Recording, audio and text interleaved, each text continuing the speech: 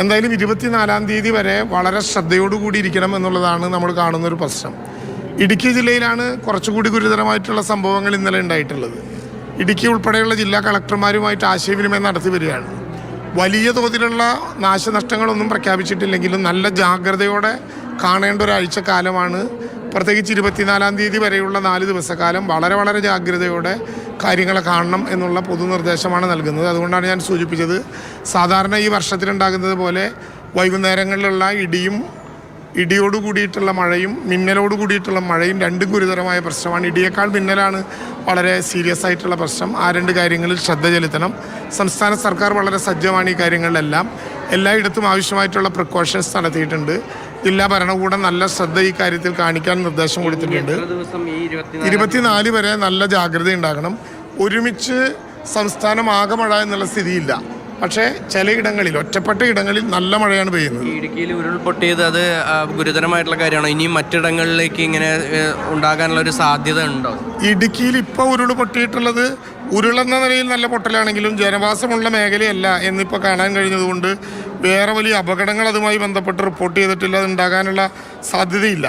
മലപ്പുറം ജില്ലയിലെ പെരിന്തൽമണ്ണയിൽ നേരത്തെ ഞാൻ പറഞ്ഞതുപോലെ പുലമന്തോൾ വില്ലേജിൽ ഒഴുക്കിൽപ്പെട്ട കാണാതായ ഒരു അന്യസംസ്ഥാന തൊഴിലാളി അതിപ്പോൾ അന്വേഷിച്ചുകൊണ്ടിരിക്കുകയാണ്.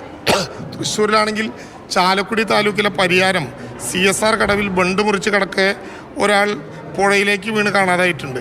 ചാലക്കുടി ഫയർ സ്റ്റേഷനിൽ നിന്ന് സുംബ ടീം ഉൾപ്പെടെ ഇപ്പോൾ അവിടെ തെരച്ചിൽ നടത്തുകയാണ്. അതുമായി ബന്ധപ്പെട്ട വിവരങ്ങളൊന്നും ദീർഘമായിട്ട് ഇപ്പോഴും ലഭ്യമായിട്ടില്ല. 17 ഡാമുകളുടെ ഷട്ടറുകൾ നമ്മളിപ്പോൾ ഓപ്പൺ ചെയ്തിട്ടുണ്ട്. അപ്പോൾ നമ്മൾ ആലോചിച്ചിട്ടുള്ളത് ഇപ്പോൾ ഇടുക്കിയിലെ മലങ്കര, ലോവർ പെരിയാർ, മാട്ടുപ്പെട്ടി, കുണ്ടള, കല്ലാർ, എറണാകുളത്തെ ഭൂതത്താൻകെട്ട് ബാരേജ്, തൃശ്ശൂരിലെ വാടാനി, പത്താഴക്കുണ്ട്, അസുരംകുണ്ട്, പൂമല, പാലക്കാട്ടെ മംഗലം, മീങ്കര, ചുള്ളിയാറ്, കാഞ്ഞിരപ്പുഴ, മലമ്പുഴ, കണ്ണൂരിലെ പഴശ്ശി, ഇത്രയും ഡാമുകളാണ് ഇപ്പോൾ നമ്മൾ ഓപ്പൺ ചെയ്തിട്ടുള്ളത്. ഡാമുകളിൽ കർശനമായി കൊടുത്തിട്ടുള്ള നിർദ്ദേശം റൂൾ കർവ് എത്തിക്കഴിഞ്ഞാൽ പിന്നെ കാത്തിരിക്കേണ്ട, നമുക്ക് ആരംഭിക്കാം എന്ന വിധത്തിലാണ്. അതുകൊണ്ട് തന്നെ വളരെ ജാഗ്രതയോടുകൂടിയാണ് കാര്യങ്ങളെല്ലാം നോക്കിയത്. ഒരു കാര്യം കൂടി, PMC പദ്ധതിയുമായിട്ട് വിദ്യാഭ്യാസമൊക്കെ മുന്നോട്ട് പോകുന്നുണ്ട്. CPI എതിർക്കുന്ന ഒരു പദ്ധതിയാണോ മനസ്സിലാക്കുന്നത്? PMCയിൽ ഒരു പുതിയ ഏതെങ്കിലും അഭിപ്രായങ്ങൾ ഇപ്പോൾ ഗവൺമെൻറ് എടുത്തിട്ടില്ല. ഈ സമയം വരെ ഗവൺമെൻറ് നേരത്തെ ഉണ്ടായിരുന്ന അഭിപ്രായങ്ങളുമായി തുടരുകയാണ്.